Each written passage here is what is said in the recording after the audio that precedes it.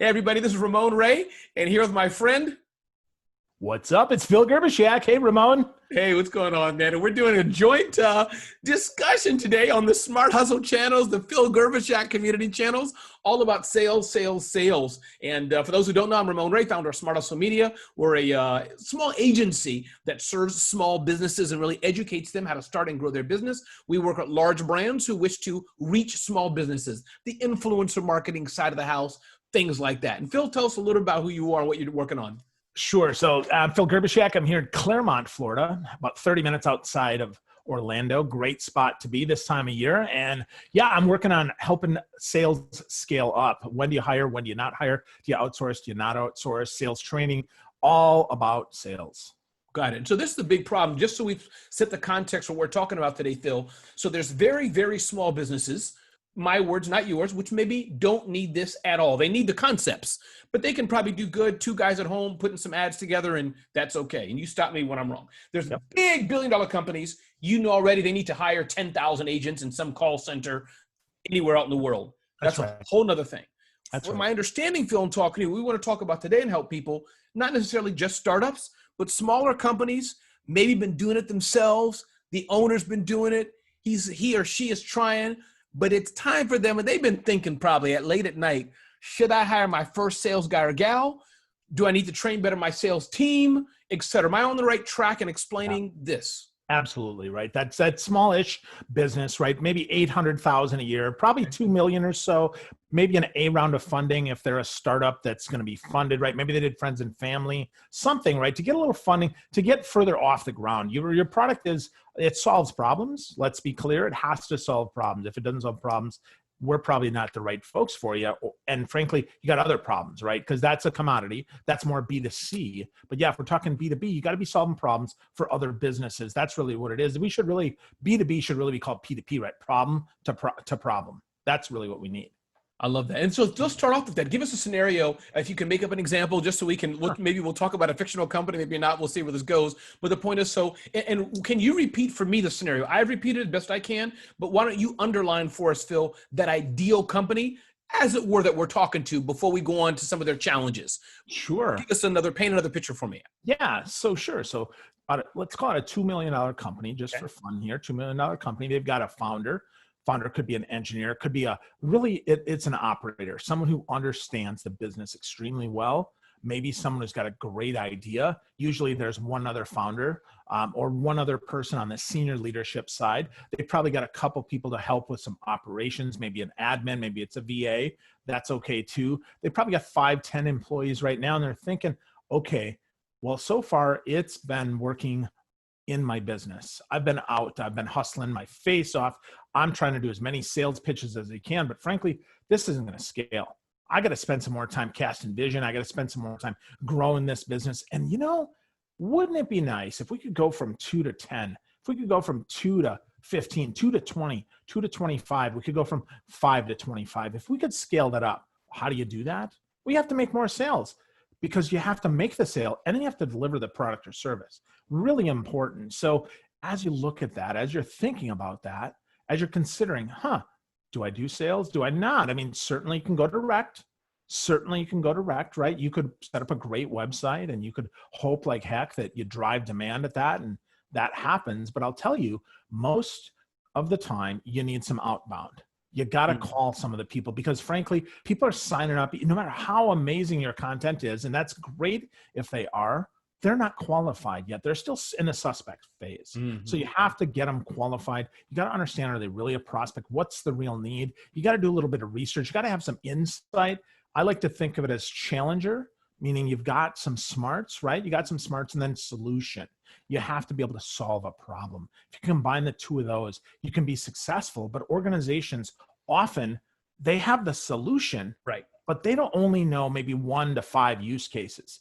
They can't imagine if they had 10, 20, 50 use cases, how much bigger their sales would grow, because frankly, they're talking to people just like them. They're solving problems that they had with people just like them. So this company, Phil, from what I'm hearing, one, they're doing okay, meaning they may not be, but in this scenario, they're paying themselves and they're okay, but they're scratching their head. How do we grow? And so what I'm hearing you, the next phase is where they go in. Two things that I'm hearing and I'm learning from here, Phil, is one, just scaling sales. And that's where a team like Phil and others can help scale that. I want to dive into how you do this. Yep. But then two, which I didn't realize even in our chat on this call, was helping people figure out other use cases. That's a powerful thing. So this engineer, this $2 million company making, people can't see it because we're going to do audio, but chapstick or phones or whatever they're doing, your team and a good salesperson will come up, you know what? We can sell this to Disney to license this product or whatever. That's the other genius of and what do you call outsource sales? Is that the best word to use, or is there another word? I think outsource is probably the right word. It's really bring in outsiders instead of having to bring it in, hiring a VP of sales, right, hiring some account executives, hiring some sales development, and frankly, back that up even more, right? The demand gen of, okay, creating an epic piece of content that's really going to help. I mean, you have to do all those things really, really well in order to get scale. And again, if you're just selling to you, well, that's easy. You know what you need, and maybe that's all you need. But if you want to get beyond you, if you want to get beyond solving your own problems and people just like you, well, then you have to figure out, how do I scale this up? How do I look at this differently? Because I've been looking at it straight ahead, and now I look at it from this side. I look at it from this side. I look at it from the top, from the bottom, and I have to look at it in some different ways. Right. And that's where, absolutely you can get some help and make that work better. I love you. So what's the process, Phil? Can you break this down? Let's tell us how we start this. Maybe walk us through some things. The $2 million company's there. They've been doing sales okay. Probably word of mouth. They're golfing club buddies. That's the kind of scenario we're in, right? Where, they're calling their uncle who connected them to the big vendor. We got the contract. They're doing okay. And they can keep maybe doing that way for the next few years. But they want to grow. They call Phil. Phil, you know what? We think maybe we don't even know what to ask Phil, but we think we want to grow. We may want to hire some sales professional help. What happens next? Walk us through some of those big pillars that you start with. Sure. So the first question that I would ask is, who is selling in your organization? That's the first question. Okay. Is it the CEO? Is it accidental? Is it Uncle Slappy, right? That's helping out. Okay. Who is that? Who's that person? And is that their highest and best use?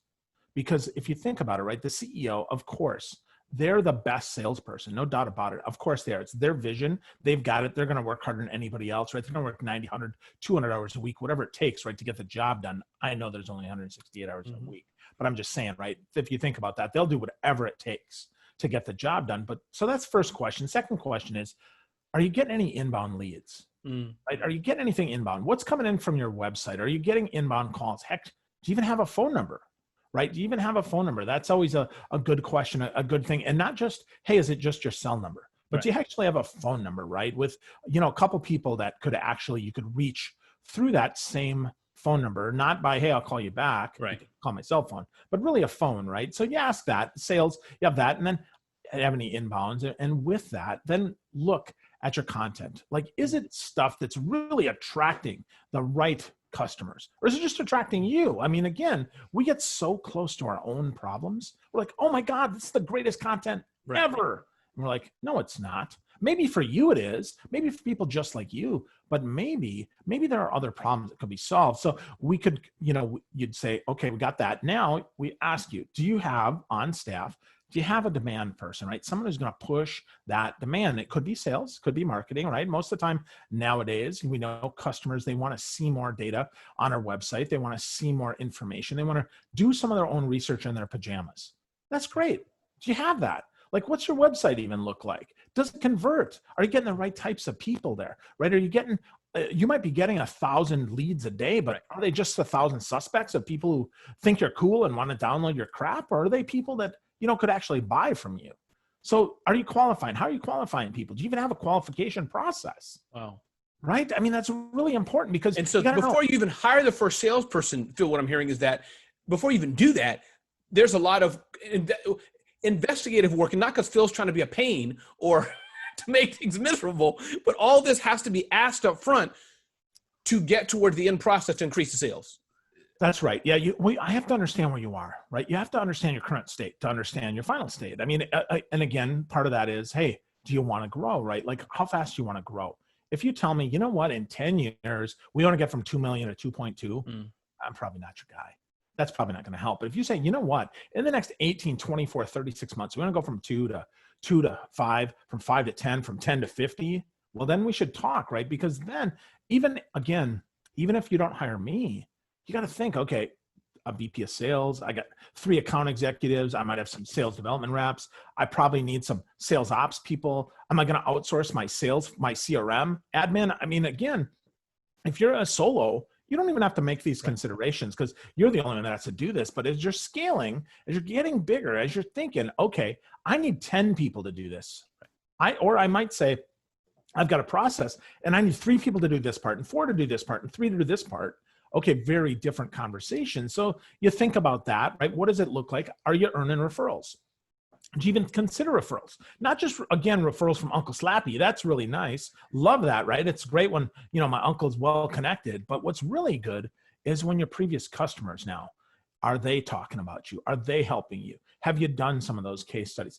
Do you have a referral system in place? Yeah. I don't know, right? So those are things, right? If we think about the full life cycle of sales, and this is where someone with some sales background can help you with some of this nuance from demand gen. Hey, we're excited about your product. We're driving traffic to your website. Then we're converting them from conversion to qualification, from qualification to proof of solution. Yep, you solved my problems. We got an ROI to implementation, and then potentially, right, again, to closing win or lose, and then referral. I mean, that's a big process. And if you don't have any, you could write all those steps down.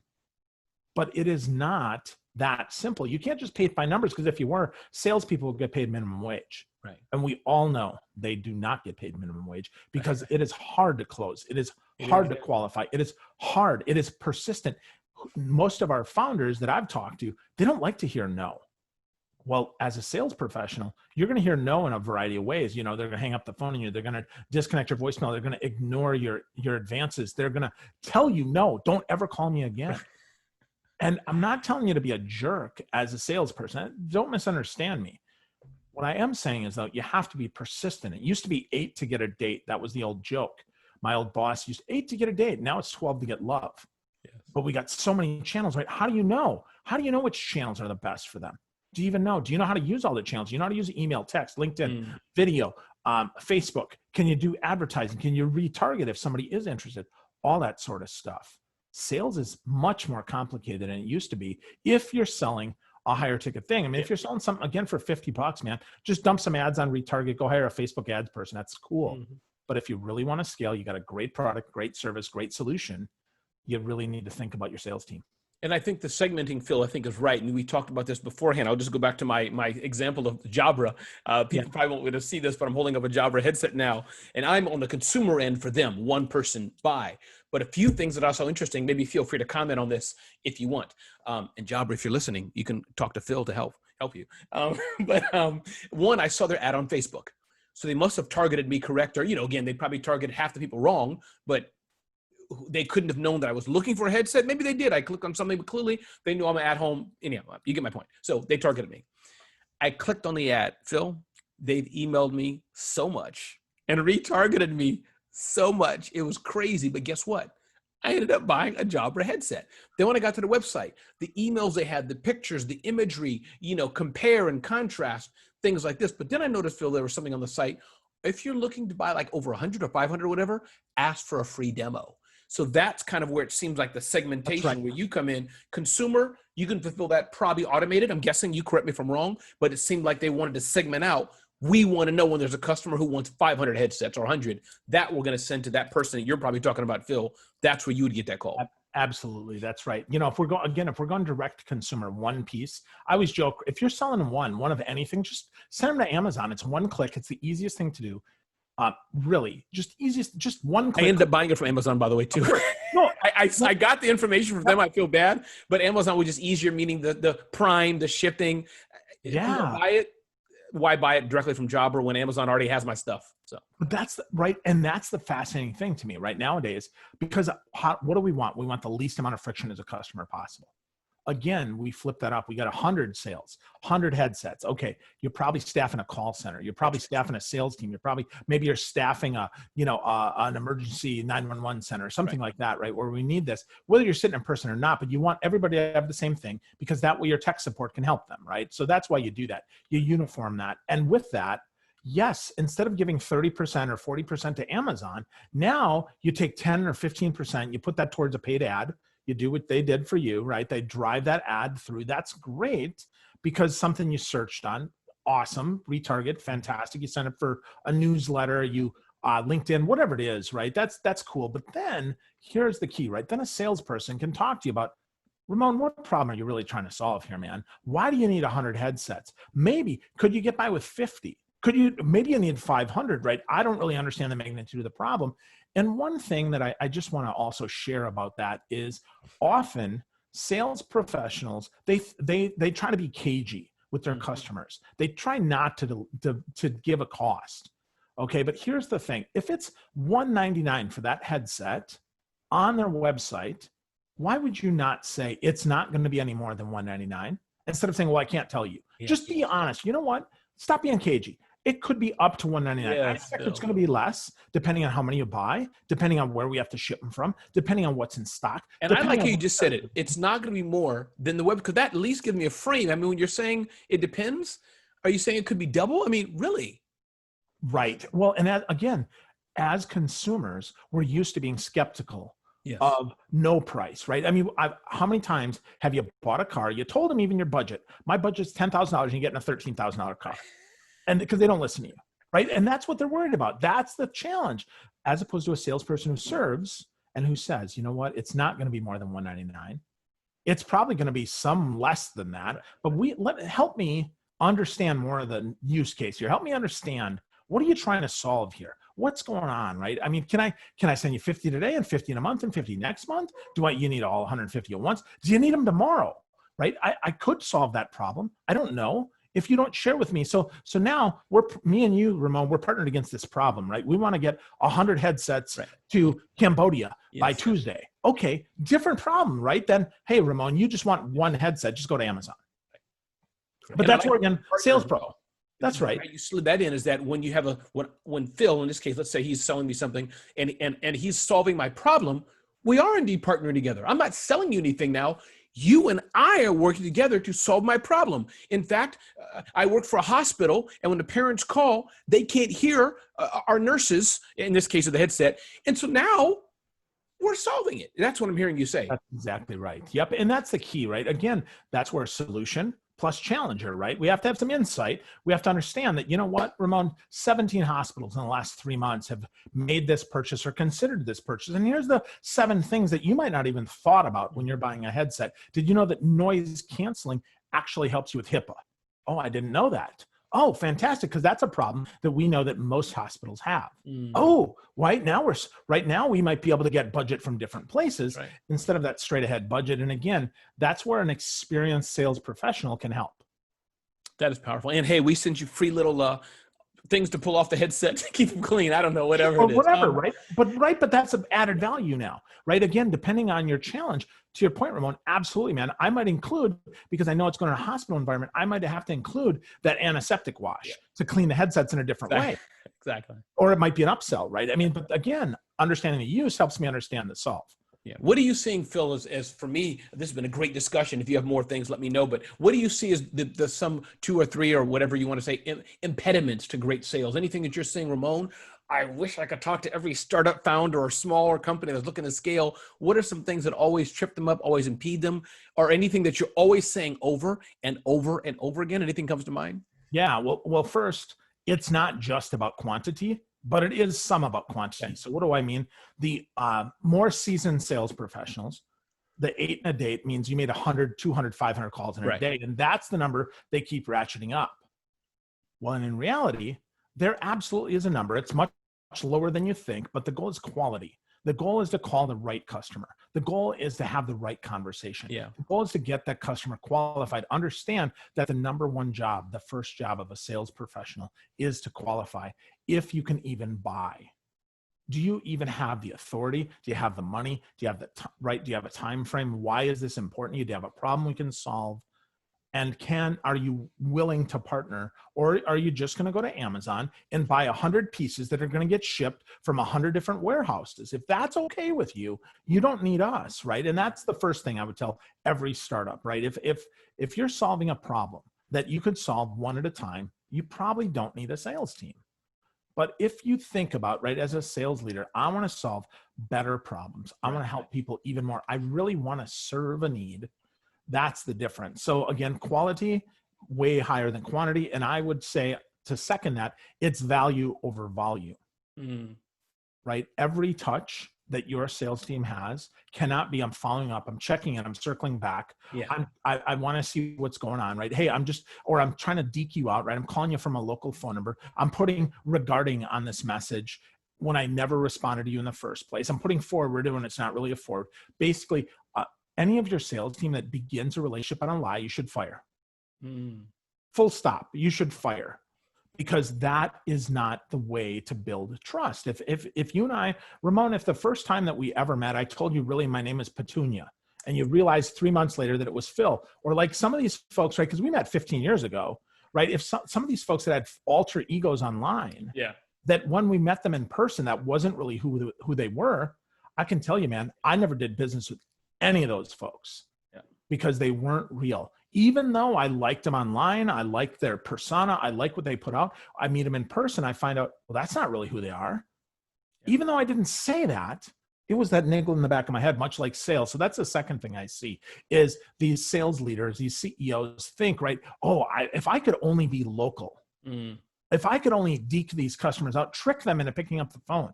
That's not working anymore, okay? Especially we're working from home. I think about my cell phone right now, Ramon. I'm a Verizon guy. I know you're an AT&T guy. I know that, right, there are call filters that allow you to send those to spam. So I want you to consider this. If your sales team is calling from a bunch of fake numbers and they mark that whole string as spam, what did you achieve? By the same token, if you bought this list and all you did was throw them in the hopper, you have 100,000 people on your list and you just pummeled the crap out of them with garbage and you didn't add any value, they're not listening. So value first, value always over volume. Not trying to be the loudest guy, but I am trying to be the most persistent guy who adds the most value. Because whether or not, Ramon, if we ever do business together, I want to know that I added value to you, because I get a lot of referrals from people who've never worked with me who I've added value to. Okay. And that's going to happen for every startup. That's the truth, right? It's Uncle Slappy and Uncle Slappy's friend who likes you. Okay. So we got that. Those are two big things. And then the third thing is understand that without a sale, nothing happens. If you don't sell anything, you never get any money. If you never get any money, right? You got a hobby. If you're the smartest guy or gal on the planet and you never sell any of your product or service, I don't care how smart you are. It is about sales. Right. So if you're not selling, you need to consider, do I need to bring in an outside consultant? Do I need to hire my first sales professional? Do I outsource the whole sales team? Do I find a friend who is good at this? How do I, do I go pick up a book? I mean, there's lots of stuff out there, but you need to consider, is this really your highest and best as a founder, right? If you're an engineer, I would tell you, you might be able to sell again to yourself. I totally believe that. I know you can, but you can't sell to me. And I might be your ideal customer. And I think so. One thing you said that I think was interesting is that this company example we gave are going to be okay as the engineers, the founder, assuming you can speak well and smile and have some human, dimensions to you. You're going to be, you can sell something. But I think what your point is, if you want to take it up the same way, you're expert. Let's say an engineer is making a marker. You're an expert in the felt and the marker, the plastics, how it fits in the hand. Phil and I can't help you with that. That's not what we do. That's your genius. You're the maker of that. Or selling financial services, whatever you're selling, you know that product. But I think sales is something that is so specialized that that's where it takes training, takes getting help from other people. And then, hey, after they help you after 2-3 years, grow and you can hire somebody on your own to do it. So absolutely. That's powerful. Phil, this has been a great discussion, man. I'm Ramon Ray. People can find me at RamonRay.com. Not Ramoncito, no N-Y, no Y, no D. Just Ramon, RamonRay.com or smarthustle.com. Phil Gerbyshak, where can people find out about you at? Where can they best contact you and connect with you? Oh, the easiest way, find me on LinkedIn. Really simple. Gerbyshak is Gerbyshak. Byshak. There's me with a bunch of connections, and my brother Paul, I think he has 3, including me. So Phil Gerbishak.